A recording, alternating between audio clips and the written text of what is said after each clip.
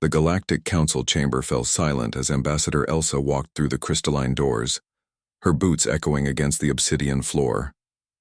Every species present, the towering Vraxians, the telepathic Mindari, the ancient Zephrons, turned their multitude of eyes toward the human representative.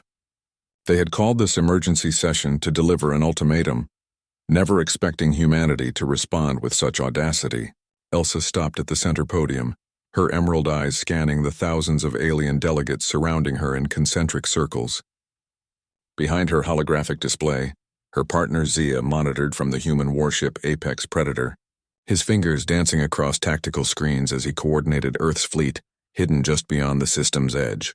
"You summoned us," Elsa said, her voice carrying through the translation matrices, "to surrender our colony worlds, to accept vassal status, to kneel."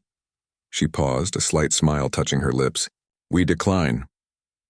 High Chancellor Vrak of the Vraxian hegemony rose to his full 12-foot height, his 6 arms gesturing in what his species considered a threatening display.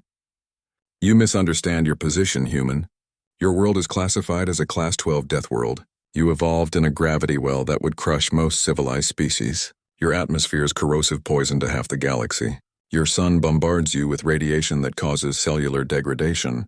That you survived such a hellish environment is unfortunate." "Unfortunate?" Elsa's smile widened. "It made you dangerous," Vrak continued. "But danger can be contained.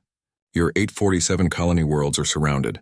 Your trade routes are blockaded. You have 72 of your hours to comply, or we will sterilize Earth and every human settlement in the galaxy." The chamber erupted in chittering, humming, and clicking, the sounds of agreement from 1,000 alien throats. Elsa remained motionless, her hands clasped behind her back. In her earpiece, Zia's voice came through calm and steady. "Fleets in position. Strike packages ready. Just say the word." She tapped her wristcom twice. "Not yet." "High Chancellor," Elsa began, her tone shifting from diplomatic to something colder. "You've made several miscalculations. First, you assumed that because Earth is a death world, we would be desperate to leave it. You were wrong. We loved our nightmare planet. It made us what we are." She activated her holographic display.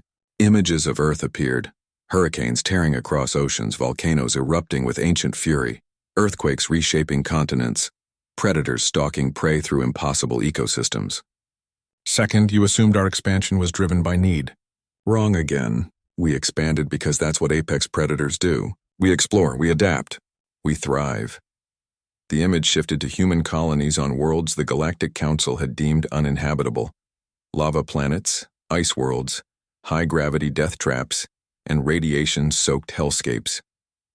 On each one, humans had built thriving cities.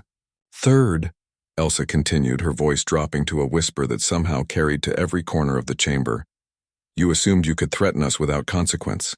That was your fatal mistake. Vrak's scales rippled with what might have been amusement. Fatal. Your entire species is one small planet of 8 billion. The hegemony alone commands 400 billion souls across 6,000 worlds.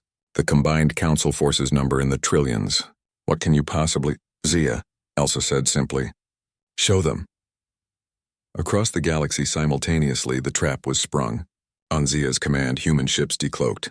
Not around Earth or the colonies the council had been monitoring. No, humanity had learned patience from its predators, stealth from its prey. For 15 years, while the galaxy debated the human problem, Zia and thousands of officers like him had been positioning assets. Now human warships materialized in orbit around every single council homeworld.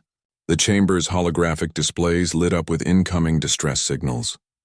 Vrak's face contorted in what Elsa had learned to recognize as Vraxian horror. As reports flooded in, human fleets surrounding Vrak's prime, their weapons hot, but holding fire. How? Vrak stammered. Our sensors. Our patrols. You scanned for conventional drives, Zia's voice transmitted directly into the chamber, his image appearing beside Elsa. You never considered that a species crazy enough to evolve on a death world might develop technology you deemed theoretically impossible. Our quantum displacement drives leave no signature. We've been in your backyards for years. Elsa stepped forward.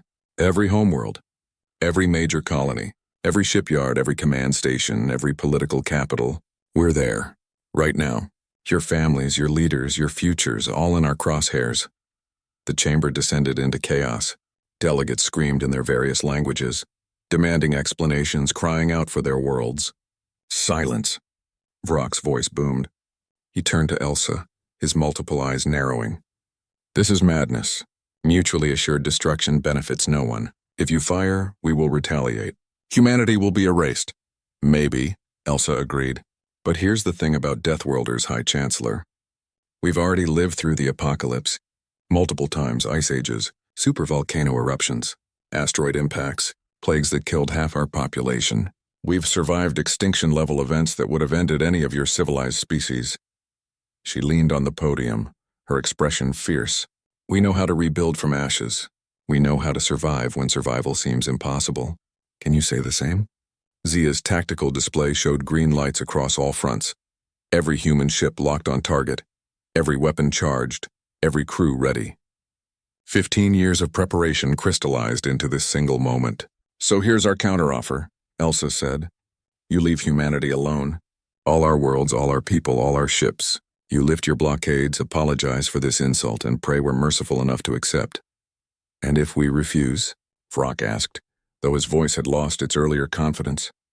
Elsa's smile returned, but there was no warmth in it. Then you'll learn why we're called apex predators. Why we're the Deathworlders. Why we earned our title as the galaxy's most dangerous species. She paused. We don't start fights, Chancellor. But we sure as hell finish them. The silence stretched for exactly 72 seconds. Humanity's response time when Earth had been threatened. Finally, Vrock's shoulders sagged. His voice, when it came, was defeated. The Council withdraws its ultimatum. Smart choice, Zia transmitted. Fleet standing down.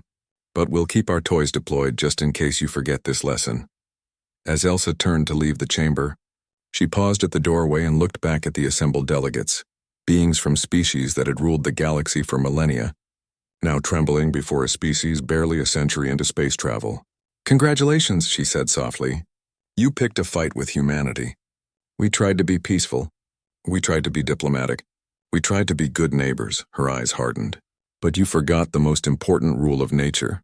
Never corner a predator unless you're prepared to become prey. The crystalline doors closed behind her, leaving the Galactic Council to contemplate their new reality. A galaxy where humanity, the Deathworlders from the nightmare planet called Earth, had just declared themselves apex stars of the cosmic food chain, and in the cold vacuum of space on 1,000 worlds, human crews celebrated not with violence, but with the quiet satisfaction of predators who had marked their territory without spilling a drop of blood. After all, the most dangerous humans were the ones who didn't need to prove how dangerous they were. The end.